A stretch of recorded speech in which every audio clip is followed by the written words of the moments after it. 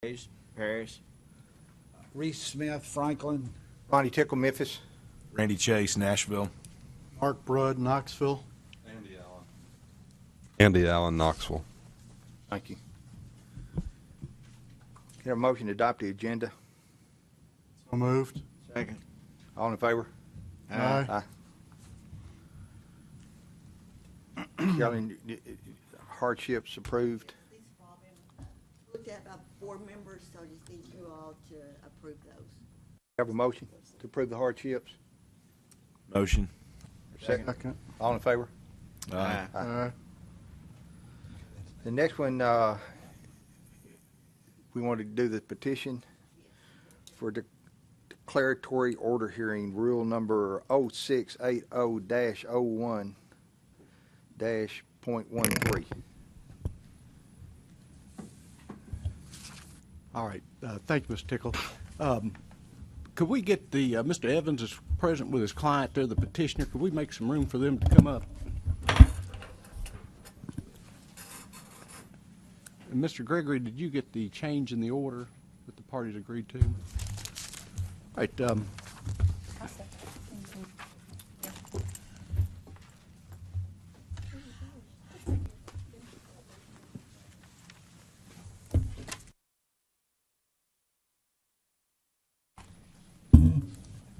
right, members of the board, my name is Steve Darnell. I'm an administrative law judge assigned by the Tennessee Department of State, the Administrative Procedures Division, and I've been designated to sit with the board today to hear this declaratory order. The matter is concerned, is it Chandelier? Chandelier. Development, docket number 12.14-157-569A. Members of the board, this was a petition filed by the corporation seeking the board to declare its position of how it interprets its rules concerning the monetary limits of contractors. And the matter has been before the board in the past, Ms. Lazenby tells me, but was never incorporated into an order. Members of the board, that's what we're going to take up today. A declaratory order is handled in the same manner as a contested case with a few exceptions that publication has to be made. And I understand, Mr. Gregory, that was done in the registry. Is that correct? That's correct, Your Honor. All right. Mr. Gregory is present, represents the department, and Attorney Evans is present, represents the petitioner. Members of the board, the parties have stipulated to the facts in this case and provided you a copy of those stipulations that begin on page 2. I'm sorry, begin on the first page 2. Now, I apologize. Page 3. They start. The stipulated facts. And we'll take a look at those. But before we get into that, Mr. Evans, do you want to make a statement to the board to summarize your position? Yes, Your Honor. Thank you. Briefly, members of the board, good morning. My name is Eric Evans. I represent Chandelier Development Incorporated. The principal of Chandelier is sitting to my right. This is Mr. Law. Contractor. We initially had Ms. Lazenby put forth an affidavit setting forth what she understood to be the board's position on this matter. But given that the board, I believe, took this up in deliberation in 2009 but had never voted on it, we wanted to get a more, I suppose, concrete understanding as to the board's interpretation of this rule, specifically as it relates to spec building and also what is becoming more common in Nashville, which is building on property that will then be sold, structure and the real property to a purchaser, and how that might affect the monetary limit. It's our understanding after researching this, looking at past interpretations, speak with Ms. Lazenby, that as it relates to spec building, monetary limit is determined by costs of construction only and not any profits derived thereof, because the monetary limit is, in effect, a statement of the financial capacity to complete the job. And so the cost of construction being compared to the monetary limit will give sufficient identification of the financial capabilities of any contractor to complete a job. And following suit with structures that will be built on land that will be then sold to a purchaser, it also gives the financial capability of the contractor to the potential purchaser that the job will not stall for any financial hardship. But because the structure is being sold with the land, it seems to restrict an ability to sell land in Nashville, which is ever rapidly growing in price, for its fair market value if that land and also the cost of construction exceed the monetary limit. And what we'd like to avoid is a situation where a contractor might have a monetary limit of $500,000 and a $500,000 piece of property, but with the $900,000 monetary limit, wouldn't be able to build a $500,000 structure and then sell that property for $500,000. He'd have to either lower the profits received from building or take a loss on the property. And so we're asking the board to clarify the position and essentially give its determination as to how it will enforce monetary limits, both in spec building and also in situations where a contractor is building on land that it will then sell to the purchaser. Mr. Gregory? Your Honor, members of the board, essentially the state's position is we don't have any objection to the way that petitioner has presented the issue to you. So that's why that we were able to agree to all these facts. That's why they're stipulated. So in effect, and to sort of keep things short, our the board's view, or not the board's view, that's your job, but the agency's view is the facts as petitioner has laid them out in terms of what goes into making up a monetary limit is what he said that it is. We don't have any position to the contrary. So and that would also be the same as what Ms. Lazenby had testified to in her affidavit. Members of the board, declaratory orders are handled just like contested case, but this is a very narrow issue and one that the parties have stipulated to the facts on. So with that said, I'll turn it over to the board to review the stipulated facts, those 1 through 7 on page 3, to deliberate and determine whether or not the applying the law, which is the rules set forth back in on page 4, the monetary limits, whether it's as the order reflects or not.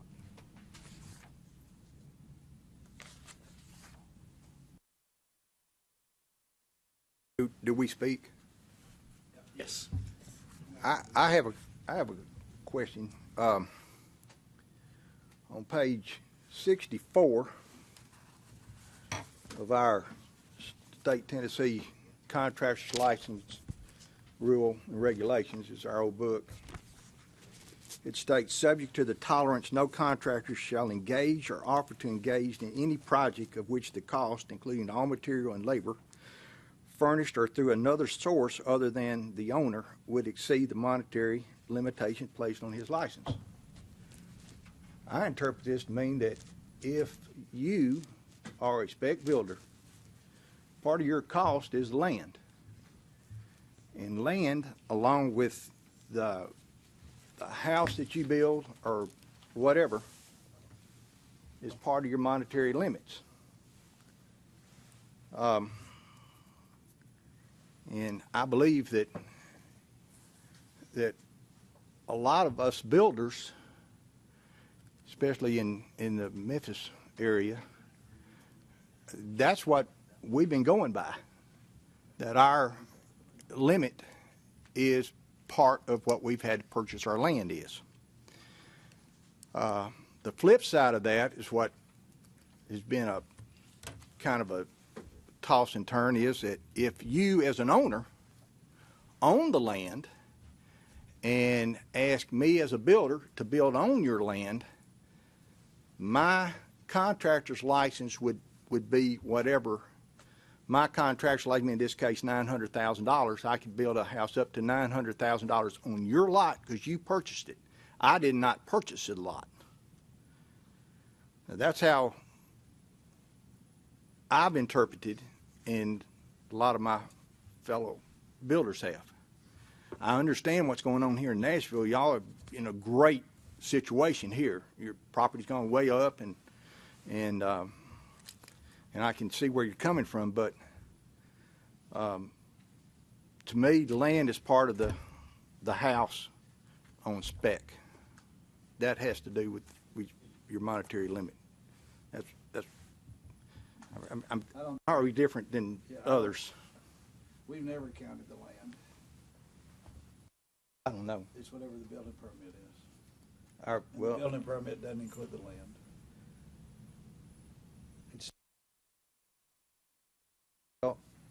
at home, I think our guys we're having to get a value, and they're going that route too.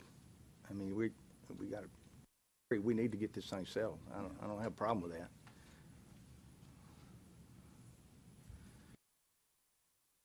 Talked about this 10 years ago or so, and that's what we decided was.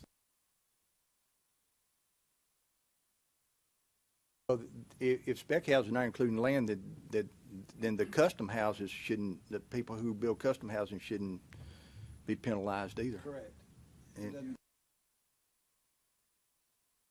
long as everybody's in agreement. Custom house, typically the owner Right. of the house owns the land. Right, that's why I'm saying you got two different things.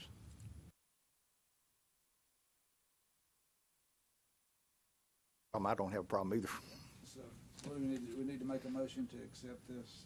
The parties have read the stipulations and the law that applies. To the back of it are your actual declarations.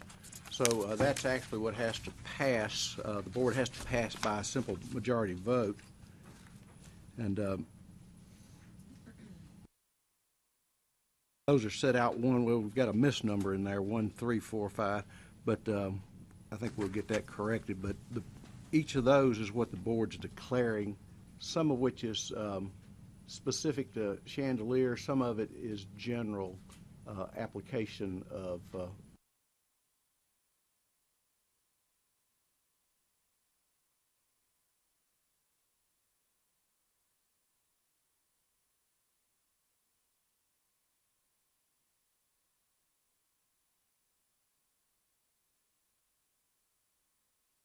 Order and the stipulations as stated. All in favor? Aye. Do we need a roll call? No? Okay. unless Ms. Lazenby wants it. You right. All right, I did see that typo in there. So, Mr. Gregory, you want to correct that? I got a suspicion this order will probably surface in courthouses and different places across the state at various times, so we want to make sure it's grammatically correct. Members of the board, Mr. Gregory will make those corrections, typographical correction there, and we'll get that Mr. Tickle for signature. That'll conclude our hearing on the matter of chandelier development. Thank you. Bye-bye. Thank you. Thank you very much.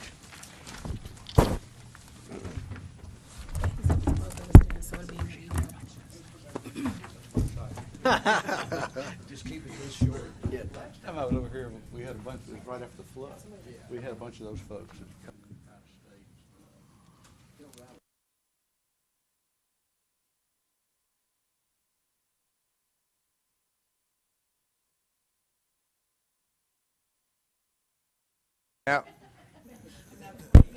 state. Now going forward, we are ready to elect new officers. Yeah, I think we're right behind, aren't we? So, Shows Randy is signing this order, but That was that typo we were saying. that's, No, the typo was the number.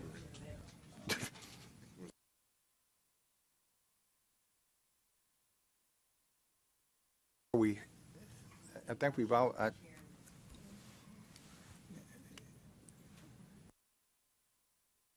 I would make, is that what we do? We go chairman down. All right. I would move that we elect Randy Chase as the new chairman. Second. all in favor say aye. Aye. Then let's go to vice chairman.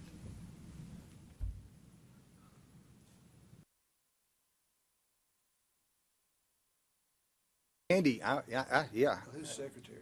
You. You're secretary.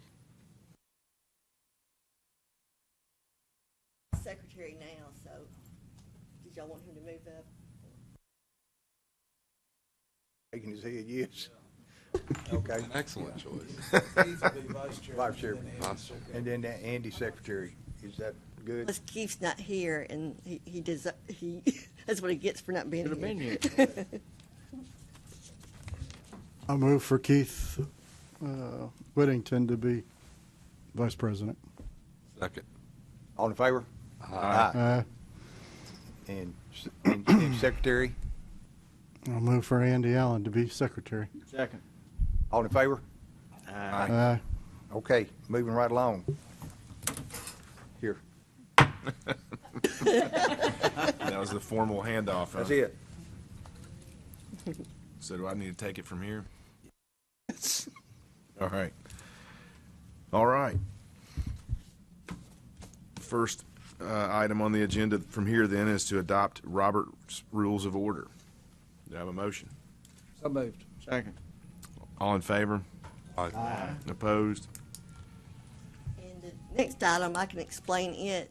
For now on, whenever we do your travel claims for travel expenses, we're going to shoot you an email outlining what the expenses are, and this will go into Edison, our program, showing that you're aware that that's what you're claiming, and that we're signing on your behalf. So you'll start getting emails saying, this is what you're going to be getting back, and that was just for information only. Vote on that. No. But we've got a couple of transcripts or minutes that we need to approve, November 27th and January 30th, to have a motion to approve those. So moved.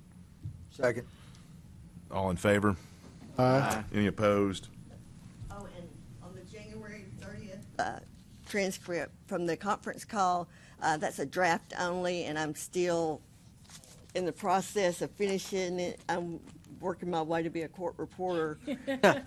So we're going to delay that until the next meeting in May, and I'll get those finished for you. Okay.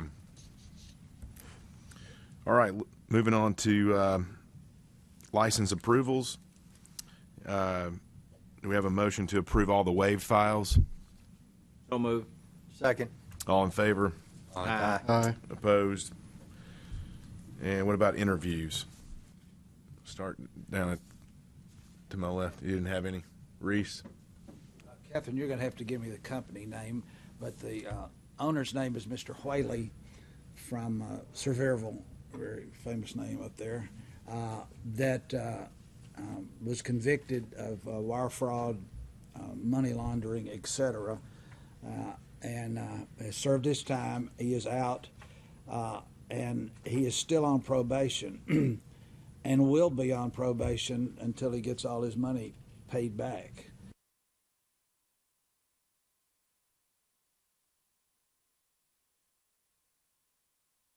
I would recommend to the board the name. It's Premier Property Management of the Smokies LLC, file number 37359. He was previously licensed for many years.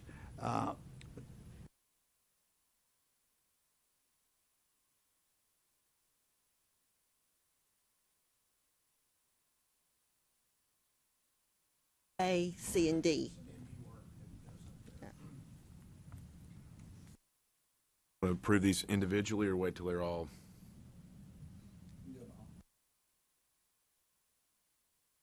Some running? I don't have anything.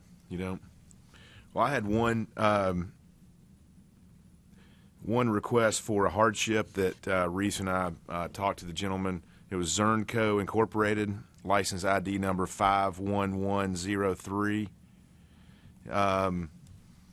We denied the request for hardship. They had bid on some work and engaged with a general contractor in Memphis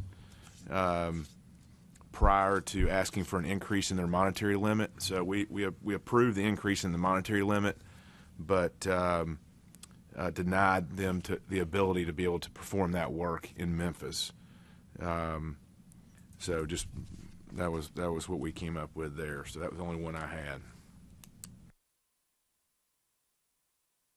I've got two of them. Bailiwick Services LLC is electrical contractor from Minnesota. They do a lot of low voltage work and they hire licensed subcontractors to perform their work. They weren't aware that they needed a license to do that. They do work for, like they mentioned, Target and U.S. banks. We have headquarters in Minneapolis, but they bid projects all over the country, and Target doles out these projects, and they never know if they're going to get Tennessee or Kentucky or who they're going to get. But apparently they did 4 Target jobs in Tennessee last year and 1 U.S. bank job. They've agreed to a $1,000 fine for working without a license, and I will recommend it. The other one I had was for Franklin County Board of Education. We talked about that at our last meeting. They would like a contractor's license. They've submitted the school board's financial statement, which is significant. And they've got a teacher that teaches carpentry work that has passed the exams. Discovered today that a school like them does not need to have a license in order to perform work, but they want their license anyway as a credential for this shop teacher to have. So I'm recommending we approve a $500,000 monetary limit for a BCA and B for the Franklin County School Board.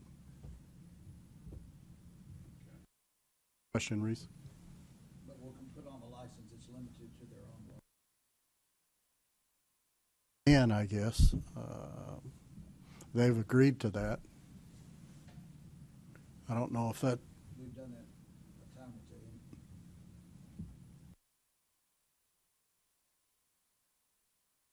That's something that would be listed on their license itself? Okay. That's fine, and it matches what their intent is for the license, so.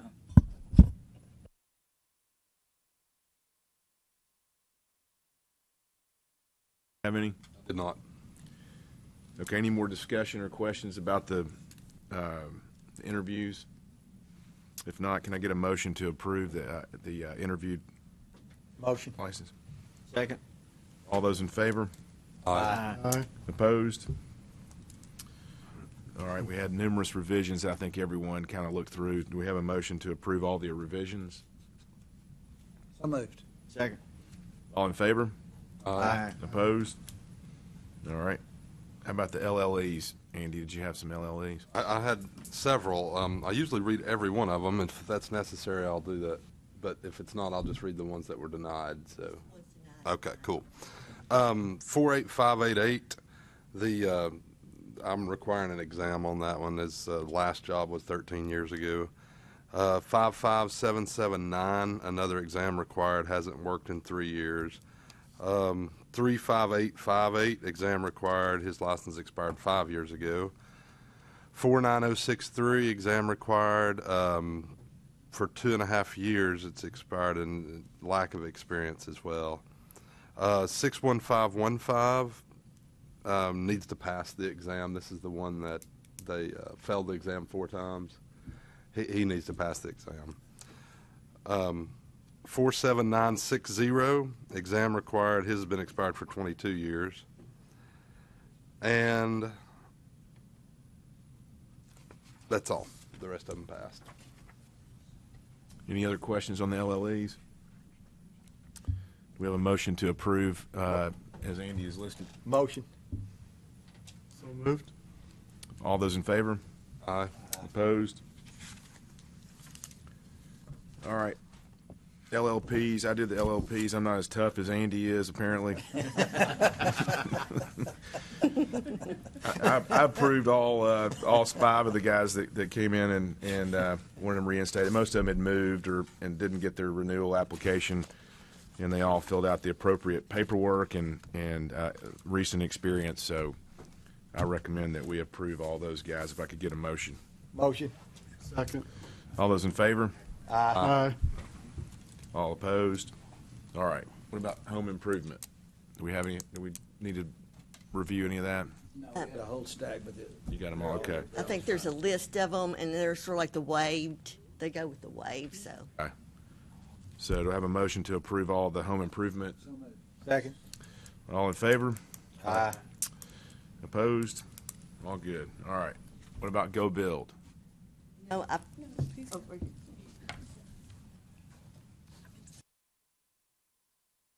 Thank you, folks. My name's Brian Kelly, and I'm the new outreach coordinator for Go Build Tennessee. I was brought aboard to take the organization in a new and improved direction. After a great launch to our program, we've identified several ways to take our initiative and tailor it more towards our state and using the resources that we have. I have a little bit of a background in nonprofit administration and also some experience as a subcontractor doing carpentry work. Our board felt that somebody with an interdisciplinary background and experience actually within the construction world would be good for the program, and we're excited about this new direction for things. Our vision is to turn Go Build Tennessee into a national leader for workforce development. We feel that getting young people interested in careers in construction and developing a pipeline of candidates for our industry at all levels is very, very important for our future. And as such, we're looking more towards building partnerships with different organizations around the state and tying in closer with some of the state government programs than we have in the past. As far as recent activities since I came aboard, we've continued with grassroots campaigning. I've been to events in Nashville, Knoxville, Johnson City, Memphis, and several smaller communities. We've been involved in multiple home shows, Battle of the Build, multiple public school, career, college, and transition fairs, Day on the Hill events, Construction Industry Trade Association events, Skills USA, and some public school field trips. We've attended over 15 events in my first 90 days. In the next 90 days, we anticipate attending at least 10 events, including several public school-based career fairs, Skills USA state competition, Career Quest at ETSU, and a CFMA luncheon as a keynote speaker. We are finding that our messaging resonates best when we get face-to-face with students and dialogue with them about their career understandings and readiness. Over-the-air ad buys do not always represent the most cost-effective way for us to disseminate our message, and we're currently not allocating a lot of resources to this area. We're continuing with social media and trying to find ways to connect without spending massive amounts of money. We're currently in the process of partnering with UScience to offer free aptitude-based testing to help young people identify high-demand career pathways and careers. We're partnering with If I Had a Hammer, Inc. to create free hands-on learning experiences to get young people interested in building and learning. And we're partnering with the NCCER to advocate for increased adoption of nationally recognized and industry-supported construction training programs. By finding new partners and focusing our resources on building tangible learning experiences and resources, we hope we'll be better able to fulfill our goals. Folks have any questions? Question, do you happen to know what the annual budget is for this year for Go Build? So we received $97,000 for our budget this year. We didn't have a lot left over, and we are basically projecting we'll use the $97,000 that we've been allotted.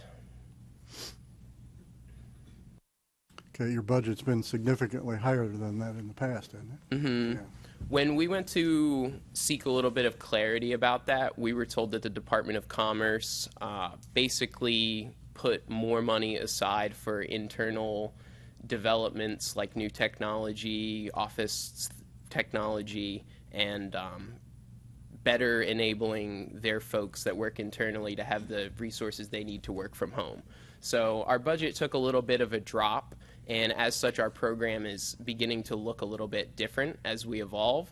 But ultimately we're trying to do the best with the resources that we have, and we're looking forward to the next couple of years of just trying to clarify what a program for construction development should look like and pursue it as such, rather than try to throw something out there and hope that it works.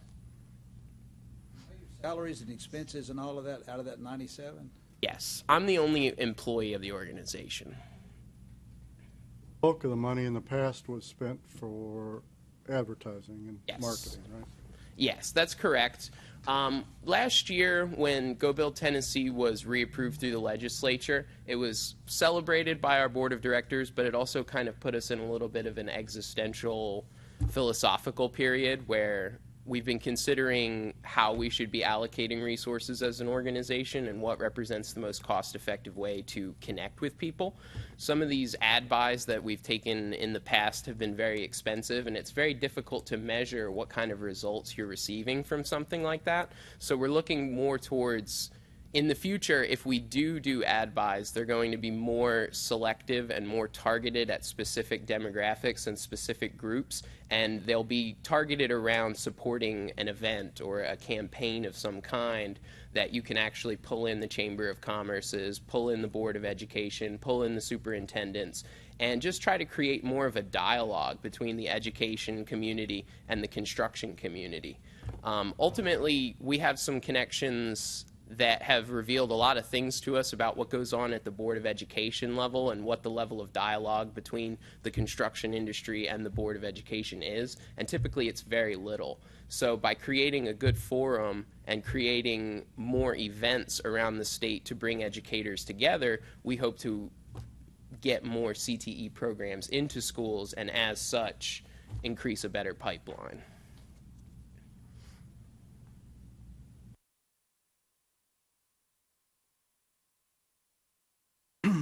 Else? All right, thank you very much. Thank you, folks.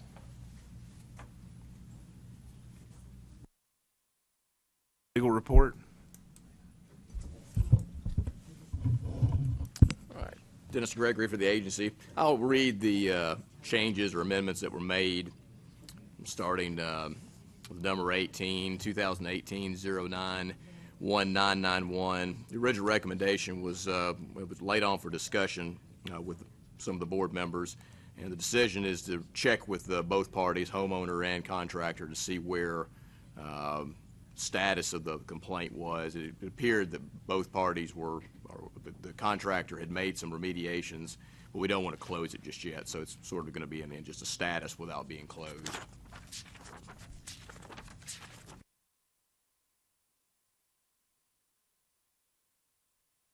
Number 31, 2019-005251, recommendation. Decision there is to impose a letter of warning.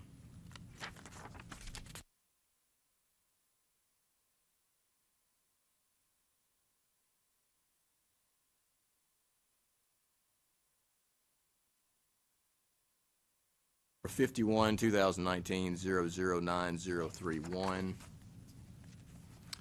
Recommendation is, and the decision was to impose a $1,000 civil penalty. Number 55, 2019-011131.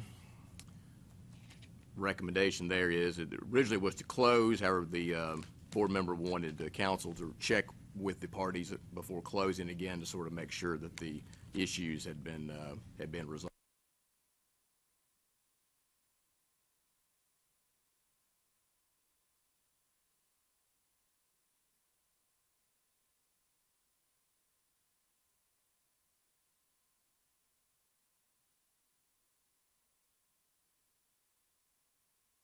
Number 67, 2018-04-8041.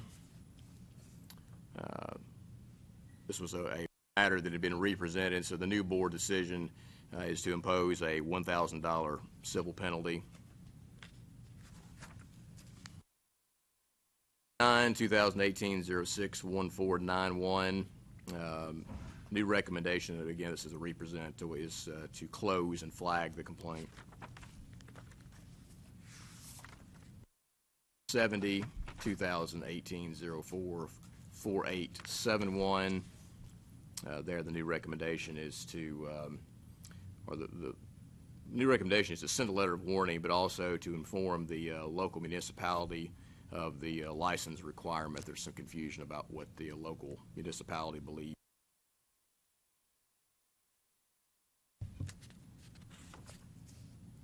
Number 76, 2017-03-9101. There, the new recommendation is to close and flag.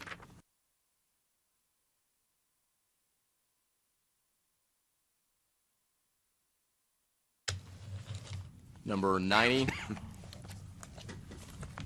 2019-003481. Recommendation there is to impose a $1,000 civil penalty. Number 91, 2019-000871. New recommendation is to impose a $2,000 civil penalty. Number 92, 2019-007171. New recommendation is to impose a $2,500 civil penalty.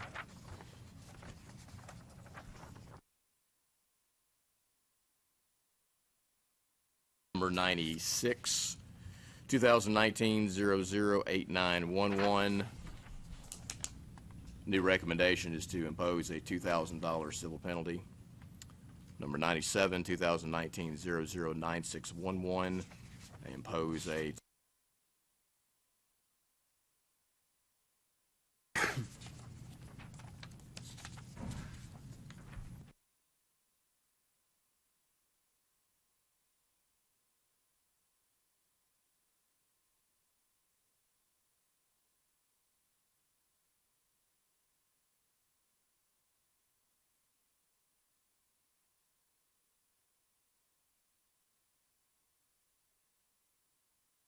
Questions about the legal report? Do I have a motion to approve the legal report as presented? Motion.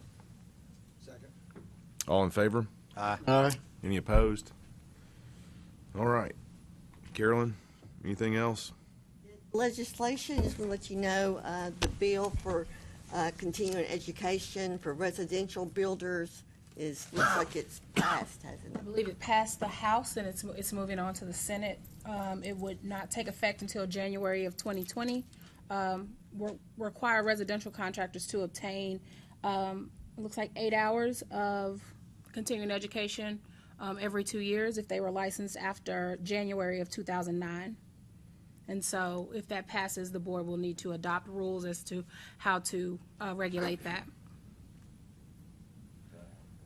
So it's grandfathered, but not, it's back after 10 years. I mean, if you're 2009 and before, that your grandfather. And, Don't have to go to class.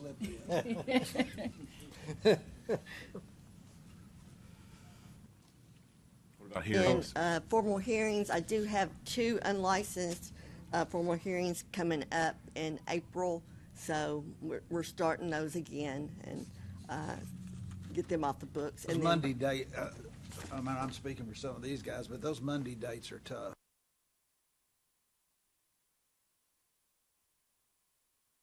right, yeah, they just gave me a list of the dates that the judge is available, and then we got the 2 in April you won't have to come to since it's unlicensed, but July is the one that we're working for to get y'all.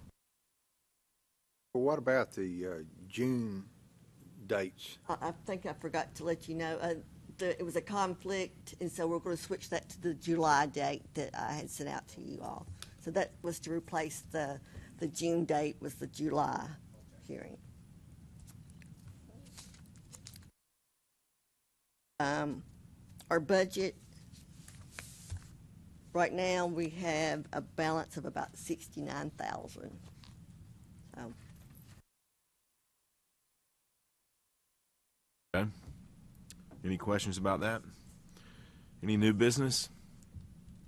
Carolyn, let me ask you a question. Getting a lot of calls on builders not understanding the 3,000, 25,000, 125,000, and the upper. Is there any way that you could go 3,000? What is required for that license, if any? 25, give an example. 125, give an example, and then the upper. And if you could do that and send it to Susan Ritter okay. of the home builders, and then she can get it out to a bunch of different areas And I think that would help a whole bunch with her. And then we have something here that if anybody calls in, that y'all would be able to tell somebody pretty directly as to what's going on. Okay, yeah, And we can do that. That'd Try make to things get a whole the lot codes easier than somebody educated. trying to read the book and figure it out. Yeah. Thank you. All right, anything else? All right, have a motion to adjourn the meeting? I'll move. All right, the meeting is adjourned. Excellent, Mr. Chairman. All right. Yeah. Way to carry it.